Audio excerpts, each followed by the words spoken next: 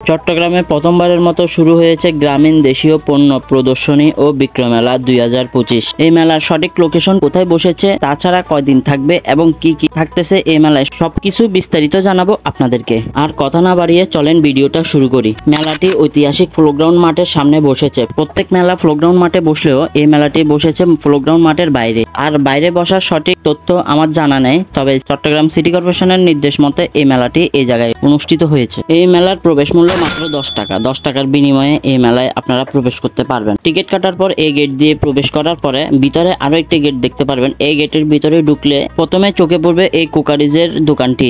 বাসাবাড়ির রান্নার কাজে ব্যবহৃত সকল পণ্য পেয়ে যাবেন এখানে। মেলার মূল আকর্ষণ হচ্ছে এই দোকানটি। প্রত্যেক মেলায় এই দোকানটি সচরাচর দেখা যায়। মাটির তৈরি জিনিসপত্র থেকে শুরু করে ঘর সাজানোর সকল কিছু পেয়ে যাবেন এই দোকানগুলোতে। প্রত্যেক মেলায় যেমন মেয়েদের জিনিসপত্র সচরাচর বেশি দেখা যায়, এই মেলায়ও ব্যতিক্রম কিছু নয়। এই মেলার ডান দিকে চলে গেলে অনেকগুলো স্টাইলিস্ট মেয়েদের জুতার দোকান দেখতে পারবেন। মেলাটি দেশীয় পণ্যের প্রদর্শনী হলেও এখানে রয়েছে বেশ কয়েকটি বিদেশি পণ্যের দোকান। ইন্ডিয়া, পাকিস্তান, নেপাল সহ প্রতিবেশী কয়েকটা দেশের স্টল রয়েছে এই মেলায়। এই মেলায় মেয়েদের জুয়েলার্স এবং কসমেটিক্স এর দোকানগুলোই বেশি। পায়ের নেলপালিশ থেকে শুরু করে মাথার টিপ পর্যন্ত A to Z মেয়েদের সকল কসমেটিক্স পেয়ে যাবেন এই মেলায়। তাছাড়া এই মেলায় আরো একটি আকর্ষণীয় দোকান হচ্ছে কুকারিজের এই দোকানটি। 150 থেকে 200 টাকার মধ্যে সুন্দর এবং ইউনিক কিছু গ্লাস পেয়ে যাবেন এই দোকানটিতে। মেলাতে যারা আসবেন, যাদের এমন গ্লাস পছন্দ, তারা এই দোকানটি ভিজিট করে দেখতে পারেন একবার। তাছাড়া ছোট ছেলে মেয়েদের জন্য রয়েছে বেশ কিছু খেলনার দোকান।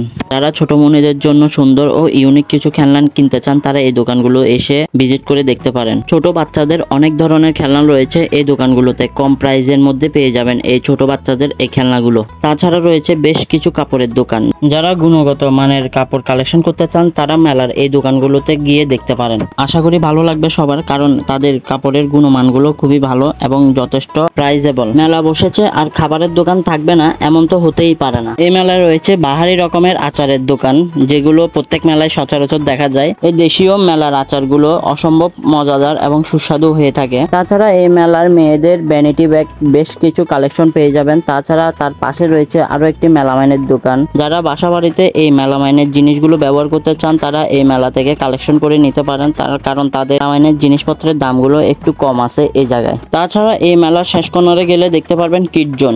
নাগরদোলা, ট্রেন এবং টয় ট্রেন রয়েছে এখানে। ছোট থেকে বড় সকলে এই নাগরদোলায় চড় খেতে পারবেন। মেলার এই মূল আকর্ষণ এই আনন্দগুলা উপভোগ করা। ছোট থেকে সব বয়সের লোকেরা এই আনন্দ উপভোগ করতে চলে আসে এই কর্নারে। তো আজকের ভিডিও এই পর্যন্ত। দেখা হবে পরবর্তী কোনো এক ভিডিওতে। ততক্ষণ পর্যন্ত ভালো থাকবেন। আর ভিডিওটি যদি ভালো লেগে থাকে অবশ্যই লাইক, কমেন্ট, শেয়ার করে পাশে থাকবেন।